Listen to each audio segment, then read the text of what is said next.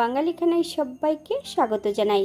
আমার বাড়িতে কি কি রান্না হলো নবমীর দিনে, চলুন সেটা একবার দেখে নেওয়া যাক ভিডিওর মাধ্যমে। আশা করছি আজকের ভিডিওটি ভালো লাগবে। সকল বন্ধুদের কাছে অনুরোধ করছি সম্পূর্ণ ভিডিওটি দেখার।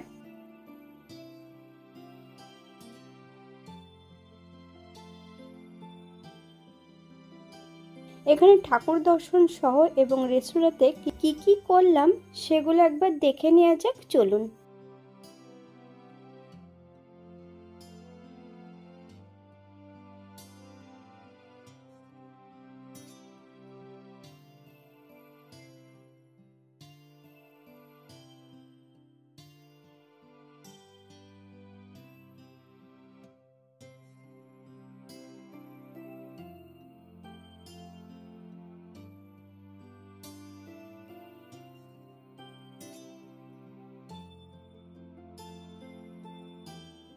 বাঙালি রান্না ঘরোয়া উপকরণ দিয়ে। আপনাদের যদি রান্নাগুলো পছন্দ হয় তাহলে চ্যানেলটি সাবস্ক্রাইব করে দিয়ে পাশে থাকবেন। পাশে থাকা বেলটি বাজিয়ে দেবেন, নইলে নিত্য নতুন রান্নার নোটিফিকেশন পাবেন না। আমার এই চ্যানেলে আমিষ, নিরামিষ এবং কাচ্চি বিরিয়ানিও দেওয়া আছে। আপনাদের যদি পছন্দ হয় তাহলে চ্যানেলটি ঘুরে একবার দেখে নেবেন।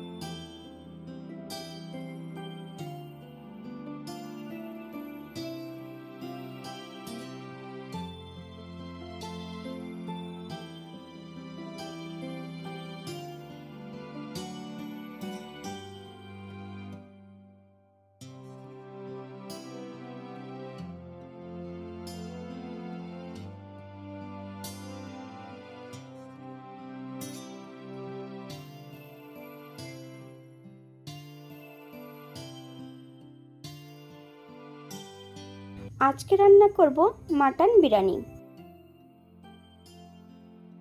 মাটন বিরিয়ানি রান্না করার জন্য এখানে আমি 1 ঘন্টা আগে চালগুলো জলের মধ্যে ভিজিয়ে রেখেছি। বেশ কয়েকটা আলু বোখরাও আমি চালের মধ্যে দিয়ে রেখেছি। এখানে বেশ কিছুটা গোটা মশলা আগের থেকে রেখেছি। দারচিনি, এলাচ, লং, জয়িত্রী, তেজপাতা, একটা স্টারানি। প্রথমে আমি ভাতটা তৈরি করে নেব। একটা পাত্রে আগের থেকে বেশ কিছুটা জল গরম করতে বসিয়েছি। 1 চামচ লবণ, আপনারা স্বাদ অনুসারে লবণটা অ্যাড করবেন। 1 চামচ সাদা তেল, আপনারা এখানে ঘিটাও অ্যাড করতে পারেন। সম্পূর্ণ গোটা মশলাগুলো অ্যাড করে দিতে হবে। জলটা বেশ ভালো করে গরম করে নিয়েছি। জল ঝরানো সম্পূর্ণ চালগুলো অ্যাড করে দেব। 50% অথবা 60% তৈরি করে নিলেই হবে।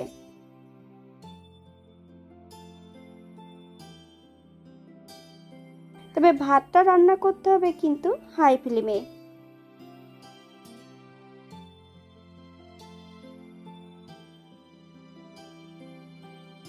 অপর দিক থেকে একটা কড়াইতে বেশ কিছুটা সরষের তেল অ্যাড করেছি।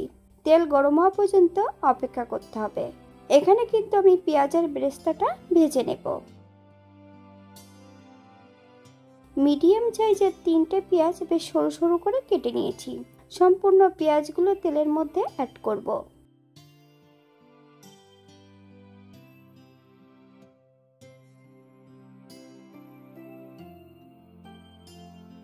তবে পেঁয়াজের বেরেস্তা ভাজার সময় কিন্তু গ্যাসের ফ্লেমটা হাইতে রাখতে হবে। আপনারা যদি পছন্দ করেন তাহলে চিনি দিয়ে পেঁয়াজের বেরেস্তাটা ভাজতে পারেন।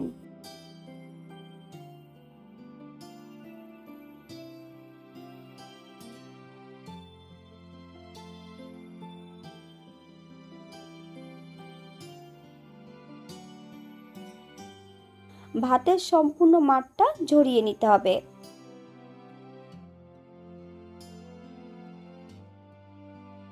ফিফটি পার্সেন্টের মতন আমি ভাতটা তৈরি করে নিয়েছি। আপনারা এর থেকে কম বেশি করে নিতে পারেন। সম্পূর্ণ পেঁয়াজের বেরেস্তাটা ভেজে নিয়েছি।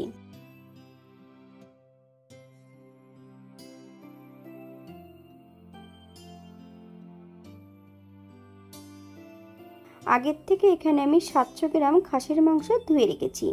1 চামচ লবণ আর 1 চামচ কাঁচা সরষের তেল মাংসের গায়ে আগের থেকে লাগিয়ে রেখেছিলাম। এই পর্যায়ে অন্য উপকরণগুলো অ্যাড করব। 1 চামচ কাশ্মীরি লঙ্কার গুঁড়ো, 1 চামচ লবণ, আপনার স্বাদ অনুসারে লবণটা অ্যাড করবেন। বেশ কিছুটা পেঁয়াজ ভাজা এবং পেঁয়াজ ভাজার সম্পূর্ণ তেলটাও অ্যাড করে দেব। 2 চামচ আদা, জিরে, ধনে, শুকনো লঙ্কা বাটা,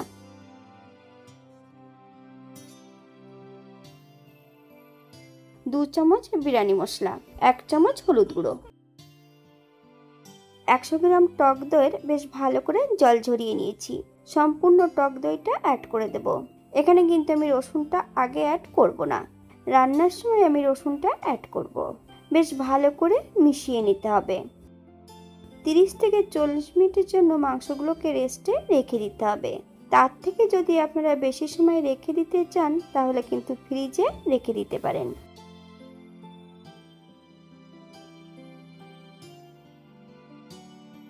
একটা কড়াইতে বেশ কিছুটা সরষের তেল অ্যাড করব।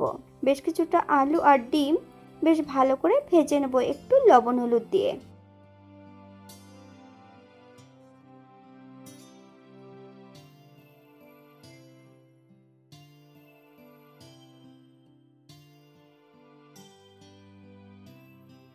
আলু ডিমটা বেশ ভালো করে ভেজে নিয়েছি। আপনারা এর থেকে কম বেশি ভেজে নিতে পারেন।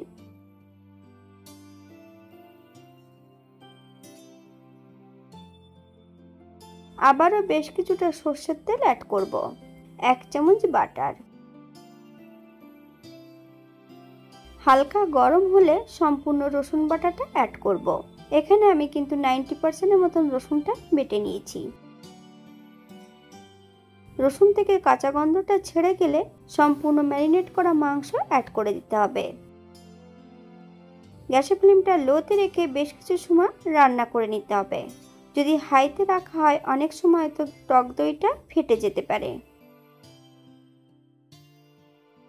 আপনারা একবার স্ক্রিনের দিকে ফলো করবেন।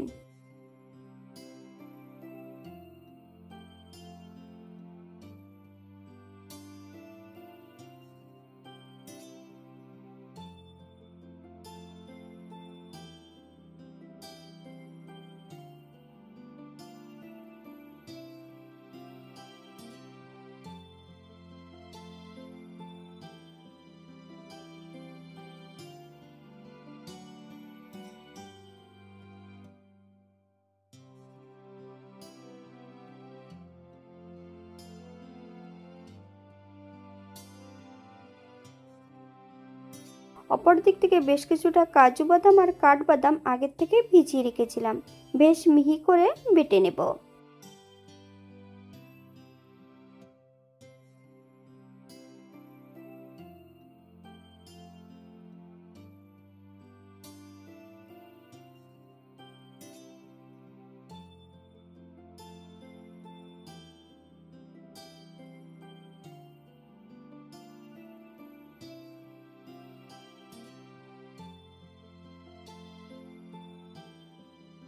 এই পর্যায়ে সম্পূর্ণ মাংসগুলো আমি প্রেসার কুকারে অ্যাড করে দেব। দুটো হুইসেল দিয়ে নিতে হবে। 10 মিনিটের জন্য প্রেসার কুকারটাকে স্ট্যান্ডিং টাইম দেব। তারপর আমি একই কড়াইতে আবারও বেশ কিছু সময় রান্না করে নেব। সম্পূর্ণ ভিজিয়ে রাখা বাদামটা বেশ মিহি করে বেটে নিয়েছি। এখানে আমি 250 গ্রামের মতন দুধ অ্যাড করব। এখানে আমি গুঁড়ো দুধ নয়, এখানে আমি অ্যাড করছি লিকুইড দুধ। 1 চামচ গোলাপ জল, 3 চামচ কেওড়া জল, 3 থেকে 4 ফুট মিঠা আতর, 1 চামচ লবণ, আপনার স্বাদ অনুসারে লবণটা অ্যাড করবেন, 2 চামচ চিনি, 2 চামচ বিরিয়ানি মশলা। মিশ্রণটা বেশ ভালো করে মিশিয়ে নিতে হবে।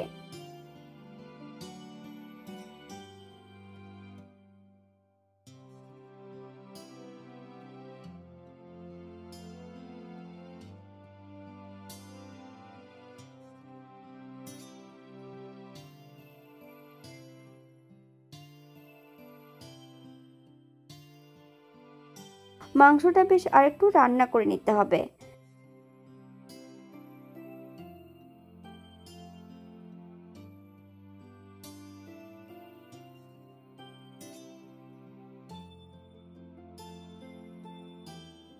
এই পর্যায়ে গ্যাসের ফ্লেমটা অফ করে দেব।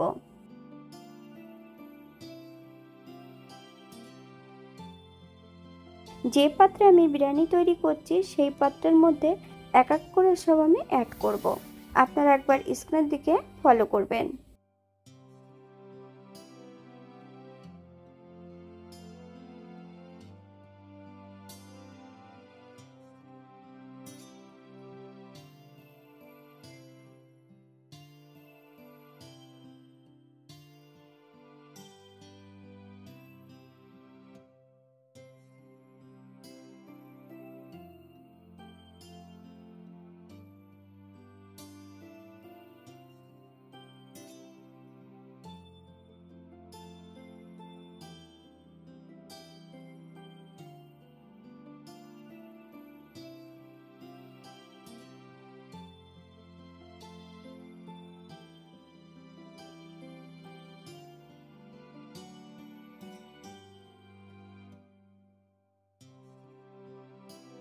উপর থেকে আমি 2 চামচ ঘি অ্যাড করব।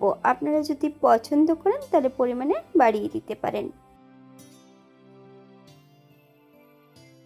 প্রথমে আমি হাই ফ্লেমে দম দিয়ে নেব 5 মিনিট, আর তারপর আমি 20 মিনিট একদম লো ফ্লেমে দম দিয়ে নিতে হবে। তারপরেও আবার স্ট্যান্ডিং টাইম দিতে হবে 10 থেকে 20 মিনিটের মতো। 25 মিনিট পর স্ট্যান্ডিং টাইম দেব আরো 10 থেকে 20 মিনিটের মতো।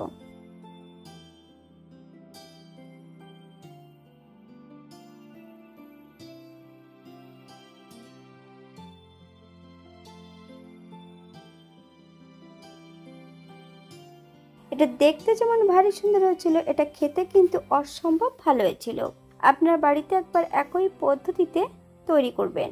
আমি যে এখানে উপকরণগুলো অ্যাড করেছি আপনারা এর থেকে কম বেশি করে নিতে পারেন।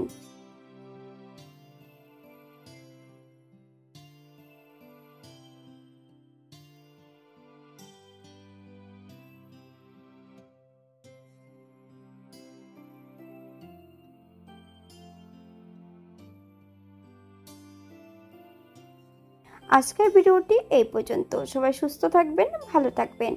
অন্যদিন নতুন রেসিপি নিয়ে আপনাদের সামনে আবার আমি হাজির হব। নতুন ও পুরনো সকল বন্ধুদের অসংখ্য ধন্যবাদ ভিডিওটি দেখার জন্য। হাতে যদি সময় থাকে তাহলে একটা লাইক, কমেন্ট, শেয়ার করবেন।